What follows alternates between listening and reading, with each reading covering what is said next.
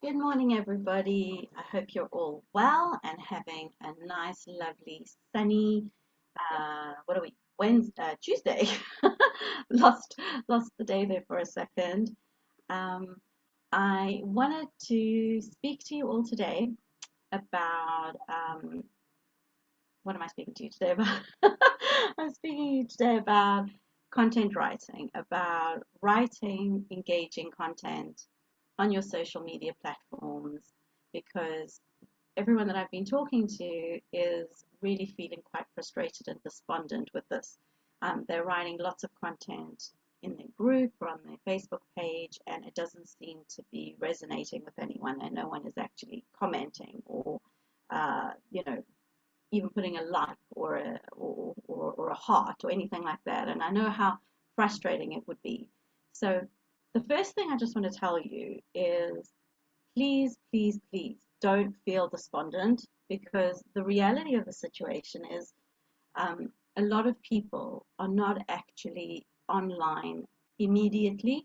And whether you're posting a piece of content in the form of, an article or a blog or words, or whether they're reading, watching a live video, they may not see it right there and then, and sometimes it takes them a bit of time to resonate with the content to respond.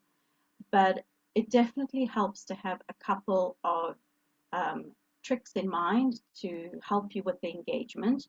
But the very first step is just to make sure that what you're writing is actually going to work. So what I want to do is I'm just going to share with you the breakdown that I use when I create my content, which I found very helpful. And then if you have that structure in place, then you can use that as your starting point.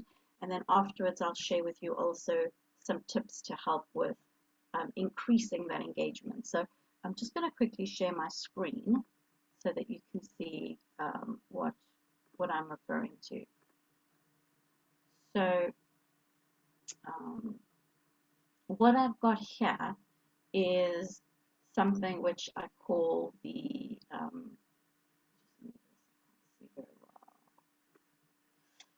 right. So this is my Millionaire's Light Bulb copywriting transcript.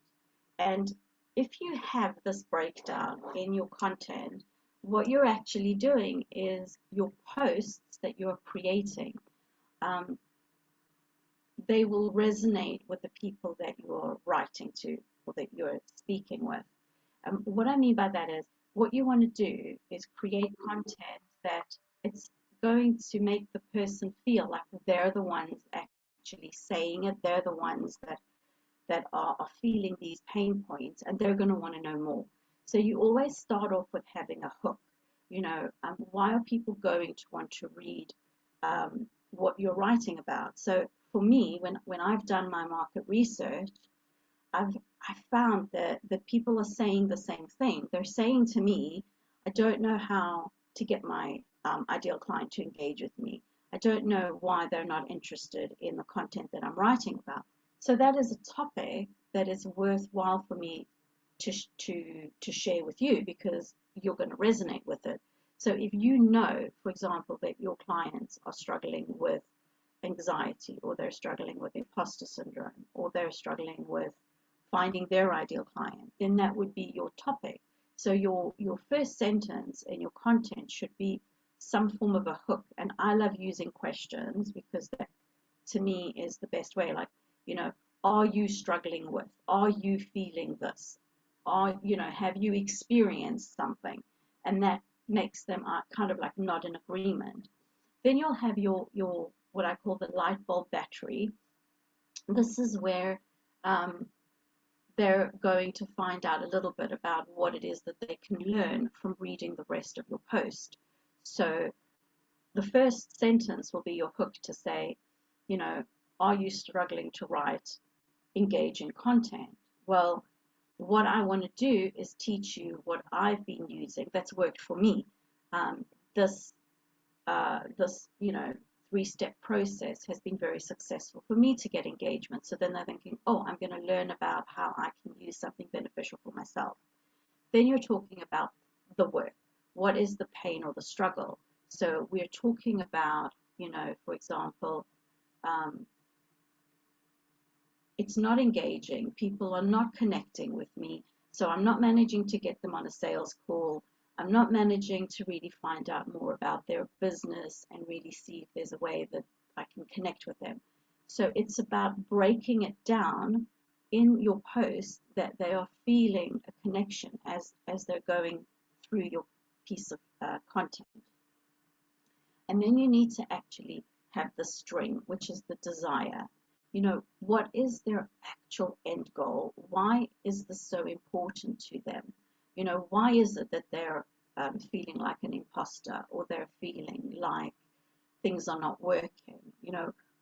Do they want to feel like they're really successful? Do they want to be a great coach because they want to prove to themselves and to everyone that they can achieve what they put their mind to? So you're connecting their pain point with their desire, because it's about, bridging that gap. What you're trying to do is you're trying to find the little bit of the item that they're struggling with. It's just it's a tool. If they want to know about how to write content, that isn't the reason that they're doing it. They're wanting to write content because they want to be successful coaches, and they want to connect with people that are going to want to be their clients. So it's about really having an understanding of what is their end goal, what is their desire, and incorporating that in your content, because then it'll be such a much more meaningful conversation that you're creating in the post. And then you'll have your light bulb moment when they actually understand the epiphany that you've had. So like with me, I'm sharing with you that when I started writing content that was more meaningful, that was more juicy, that's when people actually started connecting and responding. Um, Now, these steps, what's important with all these steps is you don't have to use it in that exact order, but they're all needing to be there. So when you write your piece of content, that is kind of making sure that all those points are there, your hook, your light bulb battery, the work, the string, and the switch. Of course, don't forget to have your popper. So in between, add a bit of proof to kind of like make it more real. So say that this is something that's worked for you, and you can actually see by, looking in the group, you can see that people are responding to the content that I'm writing. That when I do a poll, people are responding to my poll. Or if I'm asking, in a blog post, those are the ones with like a little question with my animated picture. It's something small, but it is working. So if you can show some bit of proof, that will also help you to get the people to resonate with you more, and actually, take it forward, and want to respond and be involved. So those are the main those are the main ways to create engaging content. So what I wanted to say is that's your first step. If you've got a post which is written in a very meaty way, those are the ones that will actually have more of a response. And you can use that same post in the form of a video or a live, because of course when you do something visually, you're going to get much more engagement than if it's just written like in a blog, or or a written post. But I understand you're thinking to yourselves, it's not working, you've done it and it's not working. What can I do next to increase engagement further? So what I find really, really, really works well is to do a bit of lead generation to help you with the engagement. What I mean by that is, so if you've got a group, you need to reach out to the people individually and make a connection. So when you've written a piece of training, or you've done a video or something like that, reach out to 20 or 30 people that are members of your group and say, just wanted to know if you've actually seen my video about how to create engaging content. I'd love to hear what you think. And then if they say, no, I haven't seen it, then you're saying, not a problem, let me tag you in, on the post so that you can, find it easily. You tell them it's really short so that it's not going to take up a lot of their time. And what you're doing is you're connecting on the back end, but you're also having an opportunity to open up a conversation and invite them to add a comment to your post. And somebody that connects with you, that's having a conversation with you on the back end, they're a lot more likely to respond, because you're starting to connect with someone. Also, if you've had a call with someone, a strategy session or a sales call, or you're talking to them and you're training them and they're in your group, that's another great way, because you already have a connection. So you can tag them on a post and say, I really thought this article or this this piece of information would benefit you based on the conversation we had earlier today or we had yesterday. So it's about you actually generating that engagement, not just waiting for them to do it, but actually reaching out. Another way to create engagement is a poll. A poll is so quick and easy.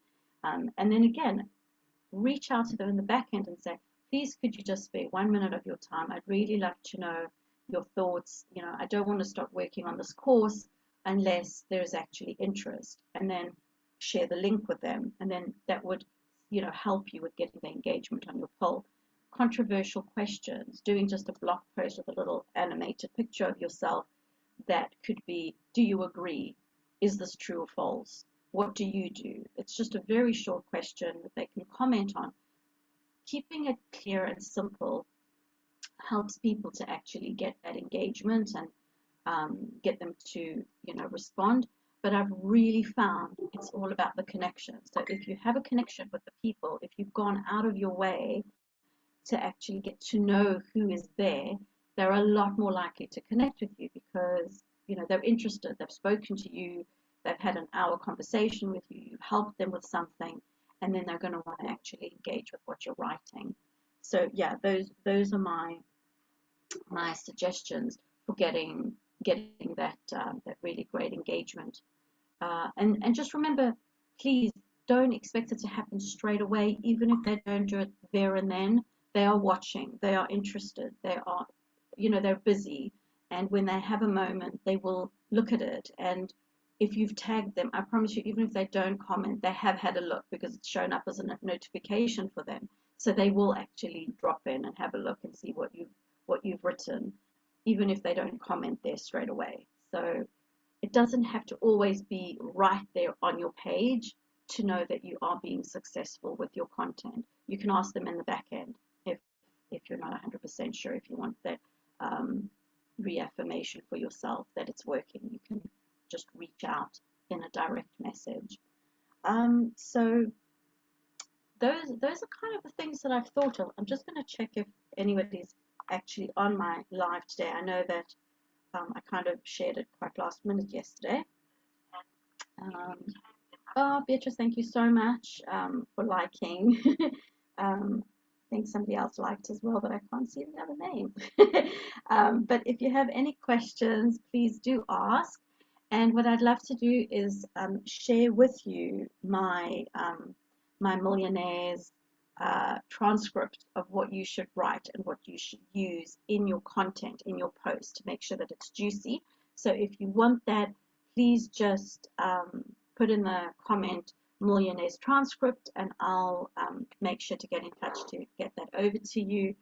I hope this little bit of training has been beneficial, and I hope you have a wonderful day, and I will see you all very soon. Bye for now.